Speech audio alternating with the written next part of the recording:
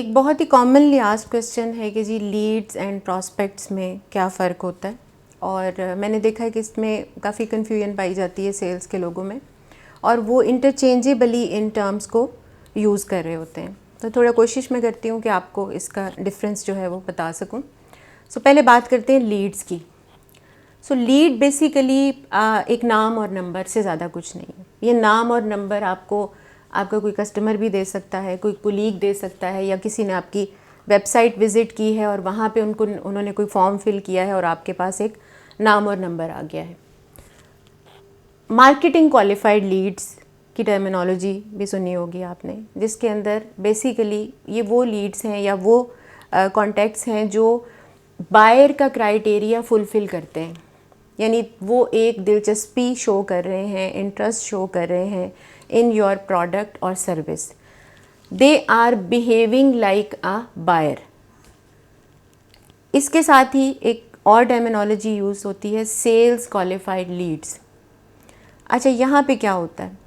पहले वो दिलचस्पी शो कर रहे थे मार्केटिंग क्वालिफाइड लीड्स में इन योर प्रोडक्ट एंड सर्विसेज, लेकिन अब उनकी दिलचस्पी एक नेक्स्ट लेवल पे आ गई है और यहाँ पे वो बेसिकली बाइंग में इंटरेस्टेड हो रहे हैं, और उन्होंने they have started communicating with your sales person. So एक स्टेप आगे आ गई बात, जहाँ पे सेल्स पर्सन के साथ उनकी बातचीत शुरू हो गई है, और इस कम्युनिकेशन के नतीजे में उस लीड को क्वालिफाई कर रहा है सेल्स पर्सन।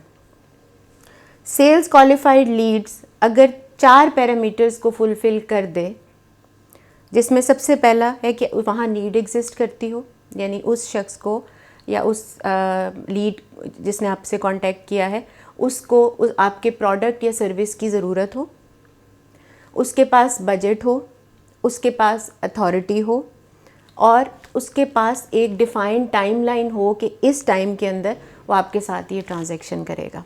अगर तो वो इन 4 पैरामीटर्स को पूरा करता है तो आपकी सेल्स क्वालिफाइड लीड कन्वर्ट हो जाती है प्रॉस्पेक्ट में। यानी prospect is better than a lead, is more sales ready, जहाँ पे उसने अपने बेसिक क्राइटेरिया को मीट कर लिया हुआ है। लीड और प्रॉस्पेक्ट का डिफरेंस अंडरस्टैंड करने की इसलिए भी ज़रूरत है बिकॉज सेल्स के लोगों के पास काम का प्रेशर होता है, वक्त की किल्लत होती है। तो ऐसा ना हो कि वो अपना टाइम गलत जगह पे वेस्ट कर रहे हों और उनकी प्रोडक्टिविटी या एफिशिएंसी जो है वो कॉम्प्रोमाइज़ हो रही हो।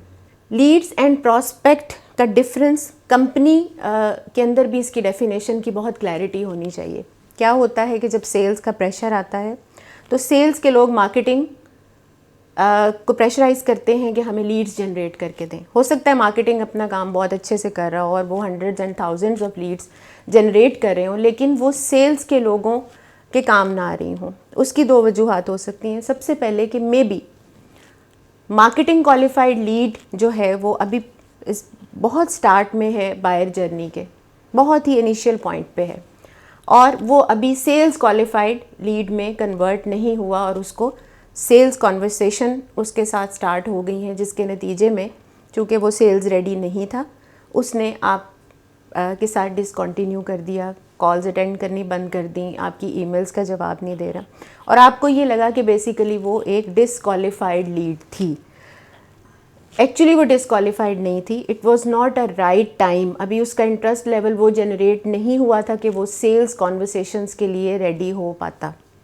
सो companies need to have a very well defined lead management process in place, ताकि आपकी लीड्स मिस हैंडल ना हो वक्त से पहले या रॉन्ग टाइम पे उनके साथ सेल्स की कॉन्वर्सेशन स्टार्ट करके उन अपॉर्चुनिटीज़ को मिस ना किया जाए।